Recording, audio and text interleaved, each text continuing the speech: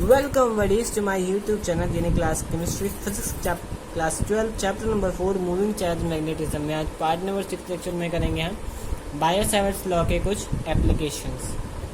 अब बायो-सैवर्ट्स लॉ हमने एक वायर पर तो देख लिया, अब it's not a straight wire, तो एप्लीकेशन उसमें देखेंगे हम एक कॉइल पर देखेंगे और एक स्ट्रेट वायर पर देखेंगे।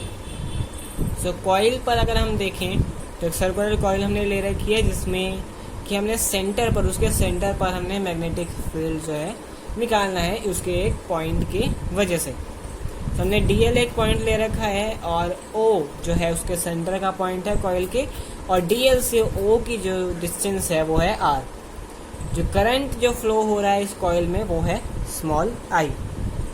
अब मैग्नेटिक फील्ड सेंटर पर है जो हमारे पास डी बी, क्योंकि डीएल की वजह से जो छोटे से पॉइंट की वजह से जो डी बी यानी कि मैग्नेटिक फील्ड आएगी वो भी स्मॉल ही आएगी।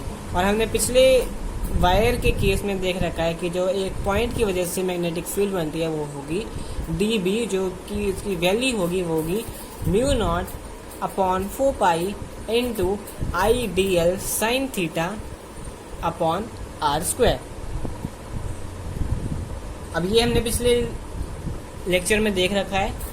और जो थीटा है, अगर थीटा हम बनाएं तो स्ट्रेट लाइन की वजह से तो थीटा है वो 90 डिग्री बनेगा एक, क्योंकि टेंजेंट जो वहाँ पर से जा रहा है वो हमने स्ट्रेट लाइन लेनी है कि करंट जो है वो स्ट्रेट लाइन में फ्लो हो रहा है, वो आगे जाकर टर्न होगा वो हमें मतलब नहीं है, लेकिन जो वहाँ पर है जो स्मॉल पॉइंट पर है वो एकदम सीधा जाएगा। तो सीधे जाने की वजह से एज यू सी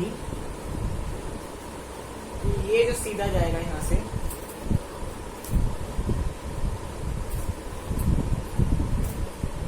यहाँ से ये जो सीधा जाएगा क्योंकि यहाँ से स्मॉल पॉइंट पर है तो यहाँ से ये सीधा जा रहा है और इसकी वजह से जो एंगल है वो बनेगा 90 डिग्री। तो 90 डिग्री बनने की वजह से साइन थीटा जो हो जाएगा साइन 90 हो जाएगा, और साइन 90 वो 1 होता है। तो उसकी वजह से हमारा फाइनल फॉर्मूला जो बनेगा वो होगा D B is equal to mu naught upon 4 pi into I D L upon R square.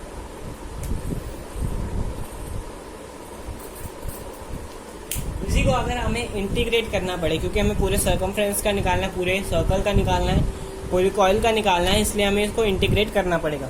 अब इंटीग्रेट करेंगे तो हमारे पास पूरा जो सर्कल का है magnetic field at the centre आ जाएगा।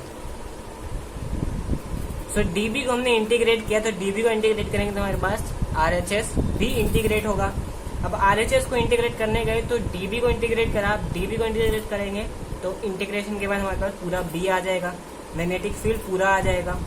अब इंटीग्रेशन करेंगे हम तो म्यू नॉट कांस्टेंट है, 4 पाई कांस्टेंट है, आई करंट कांस्टेंट है, आर हमारा कांस्टेंट है, लेकिन डीएल कांस्टेंट नहीं है। तो डीएल का इंटीग्रेशन होगा क्योंकि डीएल हमारे पास चेंज होकर पूरा अलग आएगा। अब उसका इंटीग्रेशन करेंगे तो हमारे पास B is equal to mu naught. अब डीएल का इंटीग्रेशन करने के बाद हमारे पास 2 पाई आ जाएगा, क्योंकि सर्कमफ्रेंस सर्कल का यही होगा। As we noted a formula that 2 pi r is the circumference of the circle. So mu naught upon 4 pi into I upon r square into 2 pi r.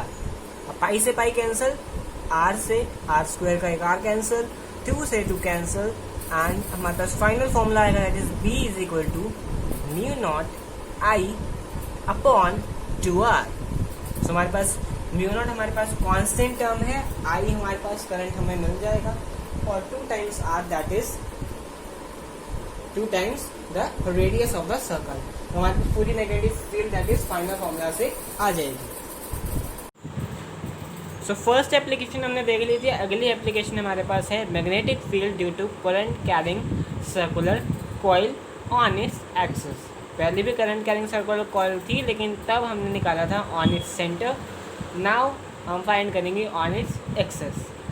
अब एक सर्कुलर रिंग हमने ले ली है जिसके radius है r, और एक point ले लिया है उसी की एक्सिस पर, एक्स एक्सिस पर हमने एक पॉइंट ले लिया जो सेंटर से पास हो रहा है, पॉइंट P। सेंटर से उसकी डिस्टेंस जो है वो है x, from the centre of the ring two point P हमारे पास डिस्टेंस है x, और हमने जो छोटा सा पॉइंट dl माना है सपोज किया है कि उसमें करंट फ्लो हो रहा है और उसकी वजह से पॉइंट पी पर मैग्नेटिक फील्ड कितना होगा, वो हमने बी डी एल ले लिया है। डी एल पॉइंट यानी कि छोटा सा पॉइंट, अननेग्लिजिबल पॉइंट। अब उससे जो डी एल है उससे पी की जो डिस्टेंस है वो है बी, उसको हमने ले लिया। अब due to a small point D L हमने ले लिया, डी एल की वजह से छोटा सा मैग्नेटिक फील्ड जनरेट होगा, जिसको हम कह देंगे पॉइंट पी पर जो जनरेट होगा उसको कह देंगे डी बी। अब डी बी की वैल्यू एक पॉइंट की वजह से, एक पॉइंट से, सो अगर एक पॉइंट की वजह से लिया है तो उसका छोटा सा मैग्नेटिक फील्ड जनरेट होगा, दैट इज़ डी बी। अब डी बी की वैल्यू हमने पॉइंट से पहले ही निकाल रखी है कि वो होती है mu naught upon 4 pi into I D L sine theta upon B square, ये जितना भी पॉइंट से डिस्टेंस होगा उसका स्क्वायर। अब थीटा जो है वो 90 हुआ, क्योंकि हमने पहले ही देखा हुआ है कि जो थीटा है वो 90, जो डी एल और पी के बीच में थीटा बन रहा है वो होगा 90। अब साइन 90 1 हो जाएगा, तो हमारे पास फाइनल फार्मूला अगर डी एल के लिए, डी एल पॉइंट है उसके लिए हमारे पास जो फाइनल फार्मूला आएगा मैग्नेटिक फील्ड जनरेट का, that is d B is equal to mu naught upon 4 pi into I D L b upon B square. So ये एक कहानी यहाँ पर है। अब इस पूरे को हम इंटीग्रेट कर देंगे due to the given condition. Given condition जो हमें दी हुई है उसके लिए हम पूरे को इंटीग्रेट करेंगे। सो ये किया है, उसी के आगे हमने कंटिन्यू, तो that is B is equal to, क्योंकि हमारे पास जो कंपोनेंट नए आए हैं उसके बारे में सब पहले हम जान लेते हैं। तो हमारे पास नए जो कंपोनेंट आए हैं दैट इज़ हमारे पास डी बी कॉम्पोनेंट, क्योंकि यहाँ से जो मैग्नेटिक फील्ड जनरेट होगी वो इस पॉइंट पर होगी, और इस पॉइंट से अगर हम आगे एक्सटेंड करते हैं तो इस पॉइंट तक मैग्नेटिक फील्ड जो हमारी बन जाएगी। ऐसे ही अगर हम यहाँ पॉइंट लेते हैं, ऐसे अगर हम यहाँ पॉइंट लेते हैं, इस डी एल से जो मैग्नेटिक फील्ड बनेगी वो यहाँ डी बी तक जनरेट होगी। अब डी बी कॉस थीटा हमारे लिए एक मेन कंपोनेंट है हमारे लिए, क्योंकि ये एक्सिस पर हमारे पास लोकेट करता है। एक्सिस लोकेट करने वाला point D B cos theta, क्योंकि थीटा इस एंगल को डिनोट करते हैं, इस एंगल को हम थीटा से डिनोट करेंगे। थीटा से डिनोट करने के बाद डी बी कॉस थीटा हमारे पास नया कंपोनेंट आ गया। अब इस कंपोनेंट को अगर हम पूरा इंटीग्रेट करें तो हमारे पास पूरे रिंग का जो है एक्सिस पर मैग्नेटिक फील्ड पता लग जाएगा। अब पूरे रिंग पर जो मैग्नेटिक फील्ड है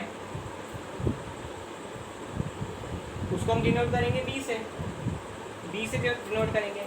और जो हमारे पास आया है डी बी कॉस थीटा वो एक कंपोनेंट है। अब डी बी साइन थीटा की बात आएगी।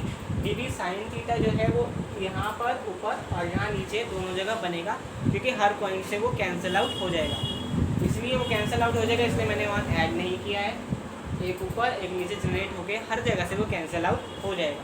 तो हमारे लिए बेनिफिशियल कंपोनेंट है डी बी कॉस थीटा, उसकी वजह से इंटीग्रेट करेंगे तो हमारे पास पूरा फाइनल फॉर्मूला आ जाएगा कि हमारे पास कितनी मैग्नेटिक फील्ड जनरेट होगी इस रिंग की वजह से उसकी एक्सिस पर। B is equal to integration of D B cos theta. अब डी बी की वैल्यू हम पहले फाइंड कर चुके हैं, that is mu naught upon 4 pi I D L B square. Cos theta साथ आ जाएगा, क्योंकि कॉस थीटा हमारे लिए बेनिफिशियल कंपोनेंट अब हो चुका है। इसको इंटीग्रेट करेंगे, हमारे पास mu naught constant, 4 pi constant, I constant, this distance constant और थीटा कांस्टेंट चेंज का हो रहा है डी एल में। डी एल को इंटीग्रेट करेंगे तो हमारे पास 2 pi are, that is the circumference of the circle, वो हमारे पास आ जाएगा। अब सर्कमफ्रेंस ऑफ द सर्कल आने के बाद हमारे पास बचा कंपोनेंट कौन सा, कॉस थीटा, जो हमें परेशान करेगा। उसको हम रेडियस की फॉर्म में चेंज कर लेते हैं, दैट इज ट्रिग्नोमेट्री लगाते हुए cos theta is equal to base upon hypotenuse हमारे पास फॉर्मूला है। अब आर अपॉन बी, आर हमारे पास हो गया बेस और हाइपोटेनियस बी, बी को हमने चेंज कर दिया पाइथागोरस थ्योरम से r square plus x square में, r upon under root are square plus x square, यहाँ तक हमने चेंज कर लिया। सो कॉस थीटा की जगह हमने वही फॉर्मूला यूज़ कर लिया, R upon R square plus x square under the root. So that is B is equal to mu naught upon 4 pi I upon R square plus x square, क्योंकि B square हमारे पास hypotenuse है, उसकी जगह हमने formula लगा दिया B square is equal to X square plus R square, और कॉस थीटा की जगह R upon under root are square plus x square into 2 pi are, that is the integration of D L. अब b जो हमारे पास है वो mu naught upon 4 pi 2 I A. अब a हम डिनोट करेंगे एरिया ऑफ द सर्कल, क्योंकि पाई आर स्क्वायर, आर और आर मिलके आर स्क्वायर बन जाएंगे, तो पाई आर स्क्वायर तो area of the circle, so area से वो एक्सचेंज हो जाएगा। अब एरिया से एक्सचेंज हो गया, 2 आई ए हो गया। अब अपॉन में आते हैं तो हमारे पास r square plus x square और into under root of r square plus x square. अब अंडर रूट को हम लिखते हैं हाफ पावर। अब half power 1 power plus half power that is equal to 3/2 power. तो आर स्क्वायर अपॉन में जो है r square plus x square की पावर 3/2 हो जाएगी। अब इसमें एक स्पेशल केस है हमारे पास, एक्स जो डिस्टेंस है जो हमारे पास सेंटर से है, रिंग के सेंटर से पी पॉइंट तक डिस्टेंस एक्स है, अगर वो वेरी वेरी लार्ज होता है from the radius of the circle, then the formula will be b is equal to mu naught upon 4 pi 2 I A upon x cube, because r जो है वो negligible हो जाएगा। सो आर स्क्वायर की power 3/2, square से square cancel, और x की power जो है क्यूबिक में चली जाएगी। सो इस तरीके से हमारे पास ये फाइनल फार्मूला बन जाएगा। ये फार्मूला सिर्फ एक टर्न के लिए है। अगर इस रिंग में होते हैं n टर्न, अब रिंग में कितने भी टर्न हो सकते हैं, ये सिर्फ एक टर्न के लिए फार्मूला है। अगर n टर्न्स हैं so n into mu naught upon 4 pi 2 I A upon x cube. So there is the formula of magnetic field due to current carrying circular coil on its axis, और generally we can denote C और Ni को हम magnetic dipole से भी denote करते हैं। NiA जो हमारे पास बनेगा उसको हम मैग्नेटिक डाइपोल से भी इंडिकेट कर सकते हैं।